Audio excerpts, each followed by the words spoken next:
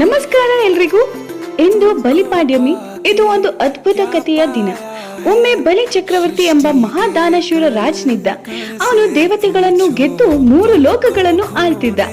ಆಗ ವಿಷ್ಣು ದೇವರು ವಾಮನ ಅವತಾರ ತಾಳಿದರು, ಚಿಕ್ಕದಾದ ಬ್ರಾಹ್ಮಣನ ಬಾಲಕರ ರೂಪದಲ್ಲಿ. ಬಲಿ ಯಜ್ಞ ಮಾಡುತ್ತಿದ್ದ ಸಮಯದಲ್ಲಿ ವಾಮನನು ಬಂದು 3 ಹೆಜ್ಜೆ ಭೂಮಿಯನ್ನು ಕೊಡಿ ಎಂದು ಬೇಡ್ಕೊಂಡ್ರು.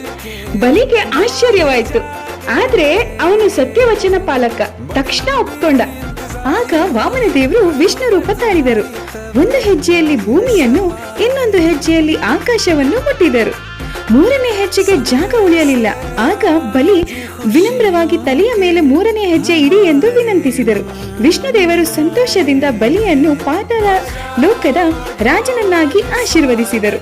ಈ ದಿನವೇ ಬಲಿಪಾಡ್ಯಮಿ. ಬಲಿಯ ಸತ್ಯ, ದಾನ, ಭಕ್ತಿ ಮತ್ತು ವಿಷ್ಣುವಿನ ಕರುಣೆಯ ಸಂಕೇತ. ಧನ್ಯವಾದಗಳು.